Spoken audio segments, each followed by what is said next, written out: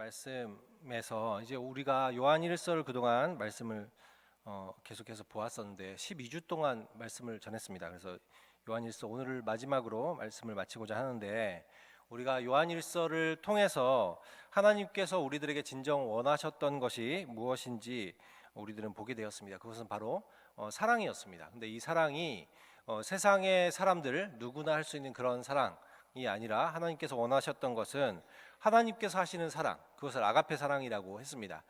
그리고 그것의 동사형은 아가파오라는 동사형을 쓰고 있는데, 하나님 우리에게 원하시는 것은 다른 형제를 향하여서 아가파오 하라는 것이죠.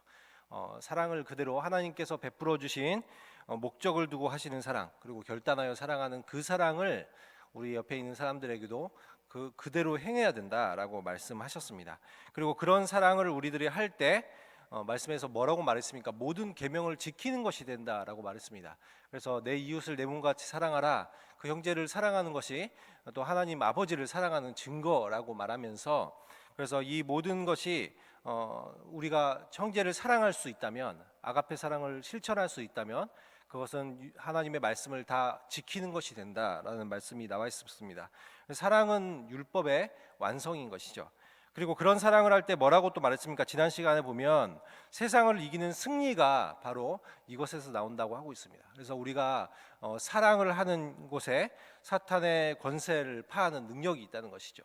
그래서 사랑하는 곳에 하나님의 뜻이 이루어지고 하나님의 나라가 임하게 되는 것입니다. 오늘은 그럼 이런 사랑과 승리를 가능하게 하시는 예수가 하나님의 아들이시라는 증거에 대한 이야기가 나오고 있는데요. 6절의 말씀을 보시면, 우리 6절 말씀 한번 다시 보실까요? 6절 말씀 한번 다 함께 읽어보도록 하겠습니다. 시작. 이는 물과 피로 임하신 이시니 곧 예수 그리스도시라. 물로만 아니요 물과 피로 임하셨고 증언하는 이는 성령이시니 성령은 진리이니라. 이렇게 말하고 있는데, 예수가 하나님의 아들이시라는 증거에 대해서 오늘 말씀들이 좀 나와 있습니다. 근데 6절에 보시면 아까 말한 것처럼 물과 피라 이런 말씀이 나와 있는데, 사실 이거에 대한 이 해석이 굉장히 분분합니다. 그러니까 물과 피가 무엇을 의미하는 것이냐. 그래서 어떤 혹자는 십자가에서 예수님께서 물과 피를 흘리셨으니까 그 물과 피를 말하는 것이다 라는 사람도 있지만, 그러나 이것에서의 의미는 물은 세례를 의미하는 것으로 보이고, 또 피는 예수 그리스도의 십자가를 의미하는 것으로 보여집니다. 왜 그러냐면 이 두 가지는 지금 이 말씀이 쭉 이제 예수님이 하나님의 아들이심을 증언하는, 메시아이심을 증언하는 그 어떤 논조를 계속해서 이 요한이 이어가고 있는데, 이 두 가지 사건, 이 세례와 십자가 사건은 예수님께서 하나님의 아들이심에 대한 이 강력한 증언이 되는 말씀이기 때문에 그렇습니다. 그래서 우리들이 예수 그리스도가 사역을 시작하시면서 세례 요한에게 이 물 세례를 받으시죠, 그죠? 세례를 받으시는 장면이 나오는데, 세례가 언제 받는 것입니까? 당시에 우리들은 뭐 예수님을 믿었다는 고백으로 여기서 이제 세례를 받지만, 또 그 당시도 이 세례의 의미가 두 가지 큰 의미가 있죠. 한 가지는 이 개종의 의미가 있었습니다. 그래서 유대교로 개종하거나 이방인들이 유대교로 개종하거나 이럴 때 이 세례를 받습니다. 그리고 한 가지는 이 죄 씻음의 의미를 가지고 있죠. 그래서 내가 회개의 의미로서 이것이 시행되었습니다. 근데 생각해 보십시오. 예수님께서 이 뭐 개종이나 죄 씻음을 뭐 회개를 필요로 하십니까? 전혀 그렇지 않죠. 그럼에도 불구하고 예수님께서 세례를 받으십니다. 세례 요한에게. 근데 왜 세례를 받으셨냐면, 그래서 이것은 이제 보통 학자들은 그렇게 얘기하죠. 예수님의 메시아의 대관식과 같아. 예수님께서 본인이 죄가 있어서 세례를 받으신 것이 아니라 인간과 동일시 되시는, 그래서 인간의 죄를 지고 십자가에 달리시는 사역을 시작하시면서 마치 인간처럼 되심을 나타내시고, 또 메시아 사역을 시작하시겠다는 의미로 세례를 받으신 것이다라고 학자들은 이야기를 합니다. 그때 근데 우리가 이 예수께서 세례를 받으시는 현장에 어떤 사건이, 어떤 일이 일어났는지를 이 마가복음은 이야기하고 있는데요. 마가복음 1장 9절부터 11절 말씀을 우리 다 함께 읽어보도록 하겠습니다. 시작.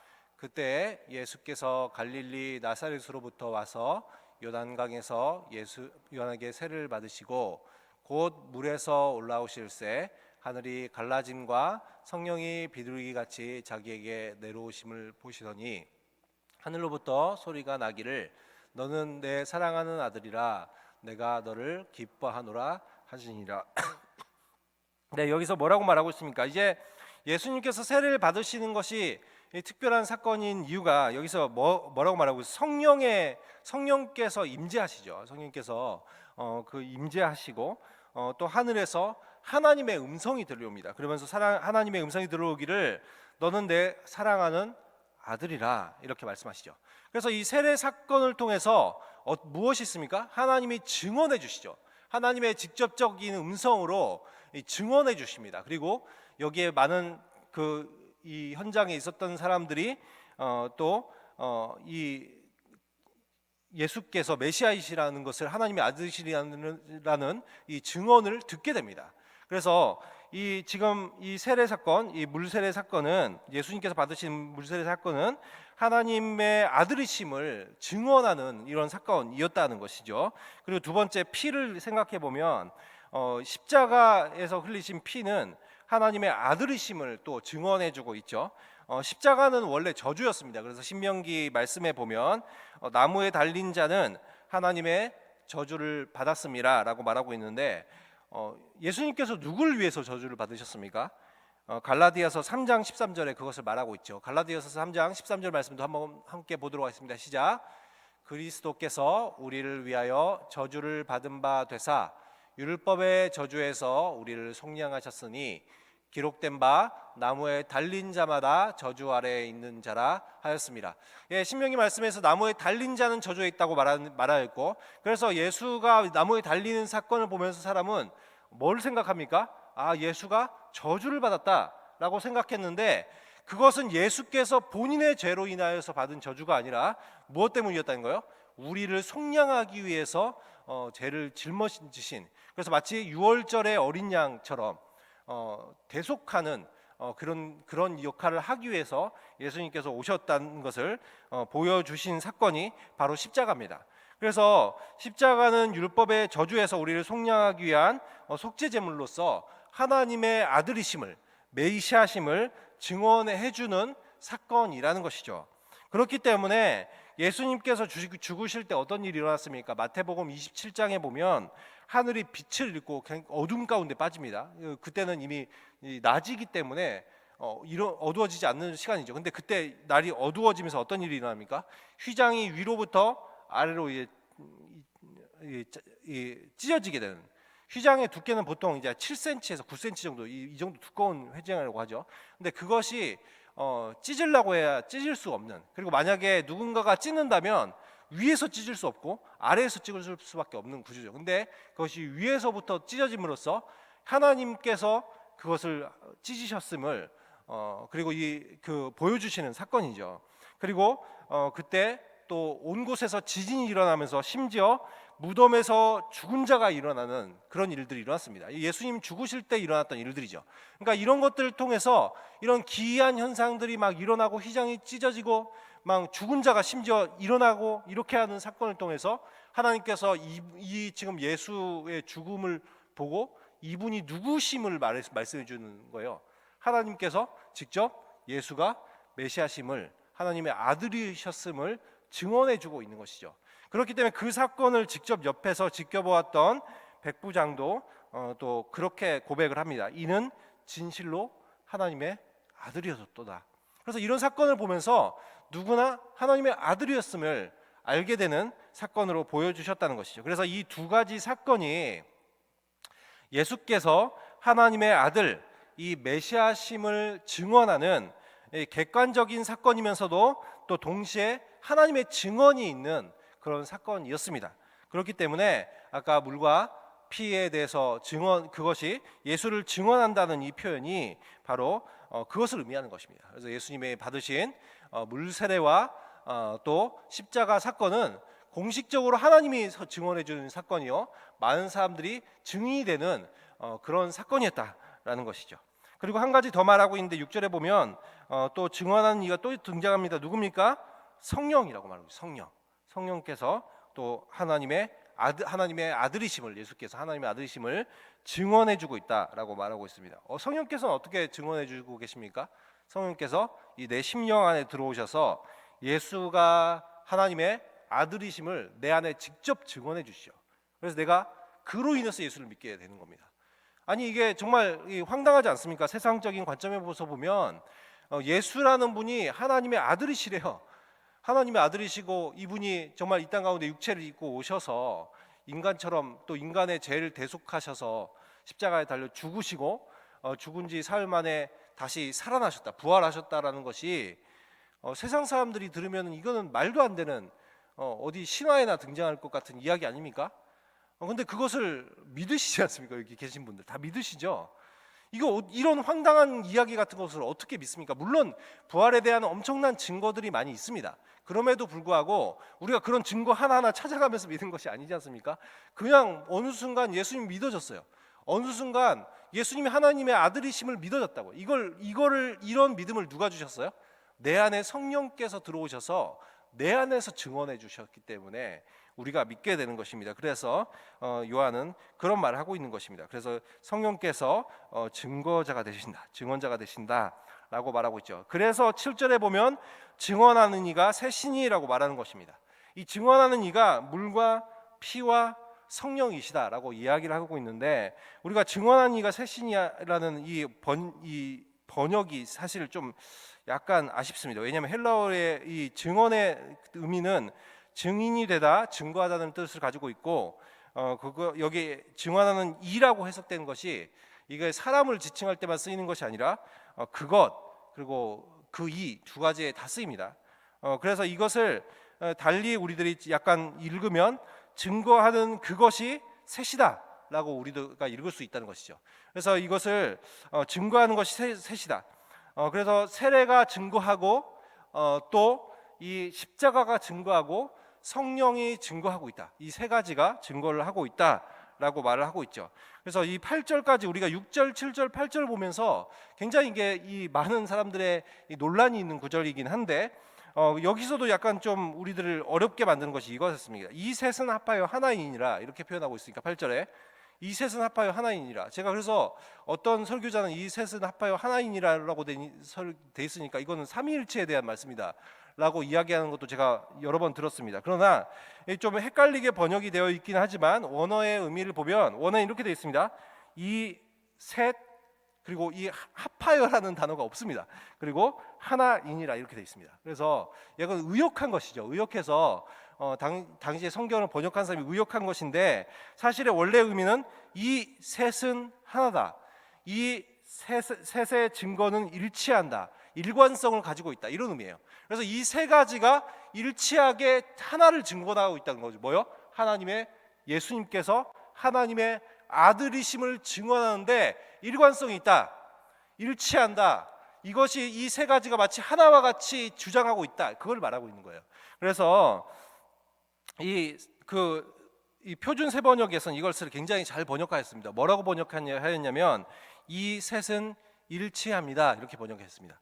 그래서 이 세 가지가 하나라는 거, 이것을 말하고 있다는 것이죠. 그래서 예수께서 이 세례와 십자가와 성령님의 증언이 예수가 하나님의 아들이심을 일관성 있게 주장하는 증거라고 오늘 말씀에서 말하고 있습니다.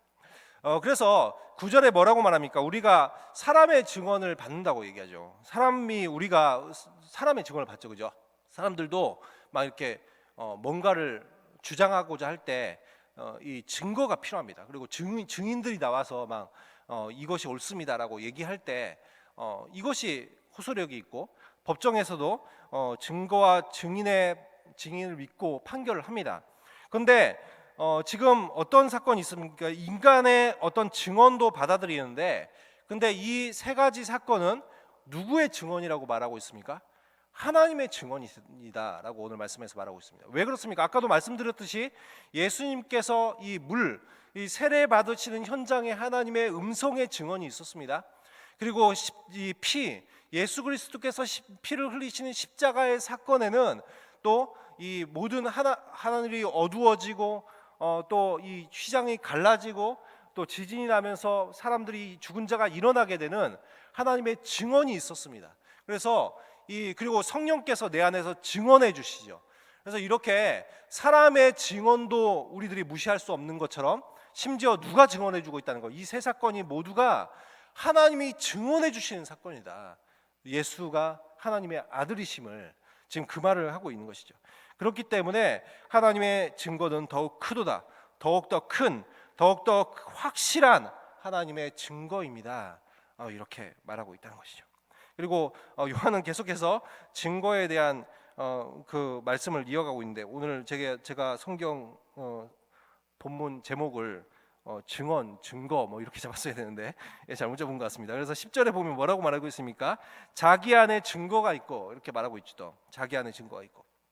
그래서 이렇게 외적으로도 하나님은 증거해 주셨고 하나님의 증언이 있었습니다. 그리고 내적으로 성령께서도 우리들에게 증언해 주셔서 10절에서 말하고 있는 것처럼 내 안에 그 증거가 있다는 거예요. 내 안에 증거가 있다.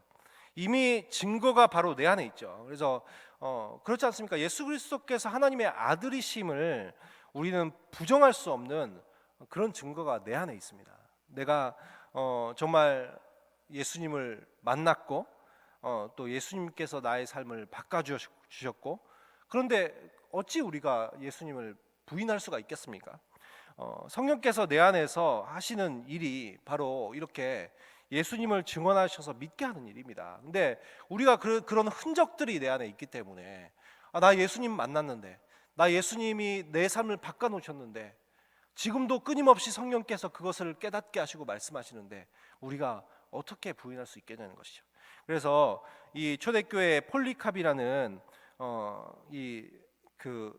교회 초대교회 리더였던 분은 로마의 화형대 앞에서 이렇게 얘기합니다. 예수님을 이제 부인하고 황제 숭배를 강요할 때 그가 이렇게 얘기하죠. 86년간 주님은 한 번도 나를 배신한 적이 없는데 내가 어떻게 그분을 배신하겠습니까?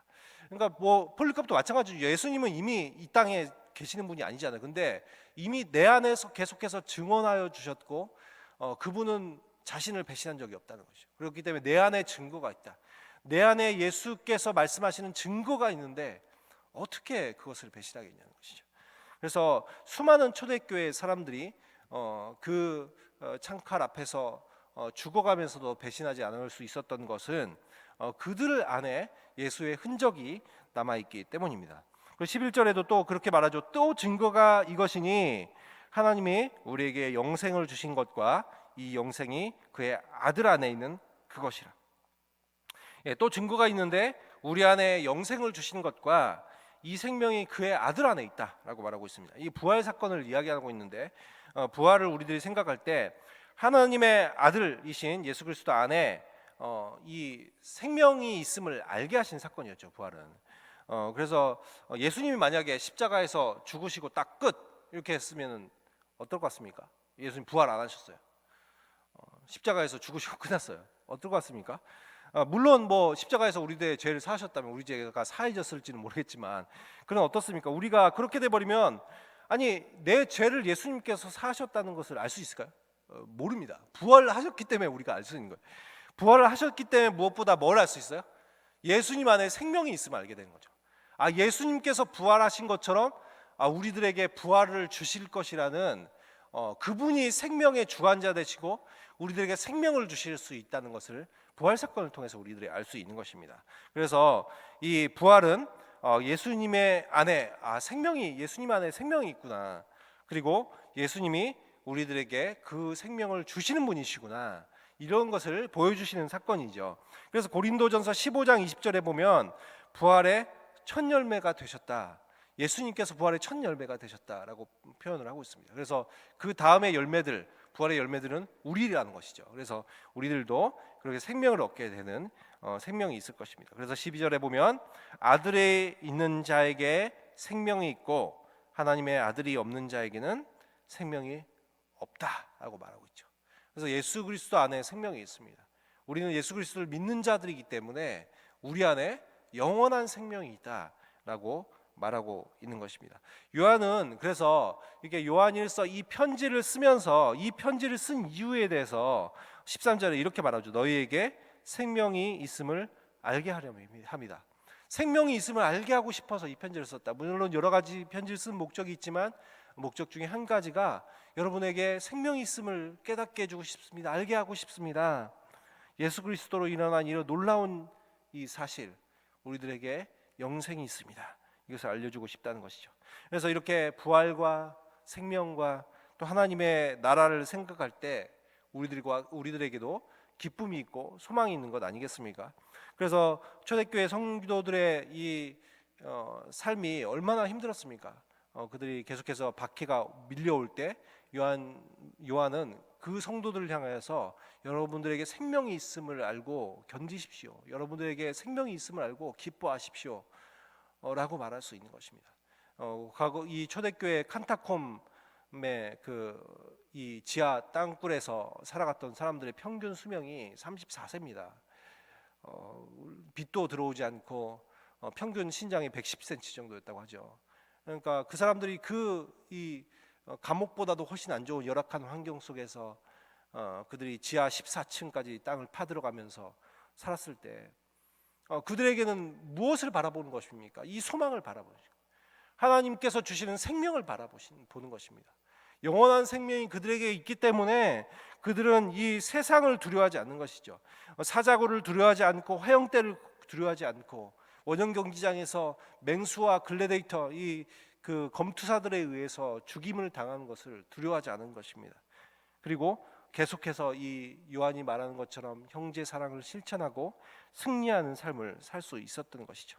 마찬가지로 우리도 그렇습니다. 이 영원한 생명을 알 때, 영원한 생명이 우리 안에 있음을 알 때 세상이 두렵지 않고 또 사랑하고 승리하는 삶을 살 수 있게 되는 것이죠. 그리고 하나님의 아들을 믿고 영생을 소유한 사람은 기도도 달라지게 됩니다.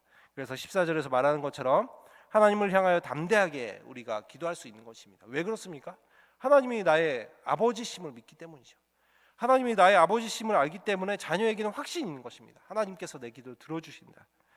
그래서 그러나 아무 기도나 들어주시는 것은 아니죠. 하나님께서 들어주시는 기도는 하나님의 뜻대로 구하는 기도입니다. 그래서 하나님의 자녀들은 하나님의 뜻대로 기도한다고 되어 있죠. 그렇지 않습니까? 내가 예수 그리스도를 정말 깊이 알게 되면 우리들의 기도가 달라집니다. 예전에는 정말 세상적인 것들을 구하였다면 예수님을 깊이 알면 알수록 하나님의 뜻을 구하는 기도를 드리게 되는 것이죠. 그래서 오늘의 말씀에서 우리가 이렇게 요한일서의 말씀을 마치면서 딱 한 가지 기억했으면 좋겠습니다. 요한일서 4장 21절 말씀 좀 띄워주세요. 이 말씀이 우리가 기억했으면 좋겠는데 다 함께 읽어보도록 하겠습니다. 요한일서 4장 21절 시작. 우리가 이 계명을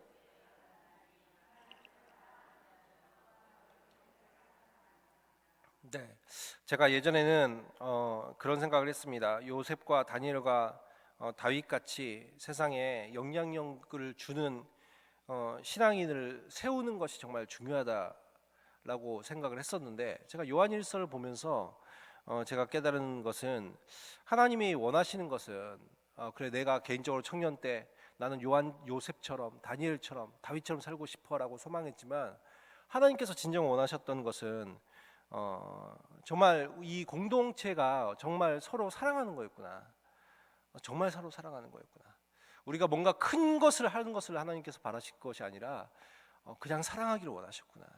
이런 것들을 제가 깨닫게 되었습니다. 그리고 그렇게 공동체가 그런 사랑을 할 때 요한복음 13장 35절에서 뭐라고 말하고 있습니까? 너희가 서로 사랑하면 이로써 모든 사람이 너희가 내 제자인 줄 알리라. 내가 뭔가 세상에서 위대한 업적을 남겨서 예수 그리스도를 알리는 것이 아니라 우리가 서로 사랑하면 모든 사람들이 우리가 예수 그리스도의 제자임을 알게 될 것입니다.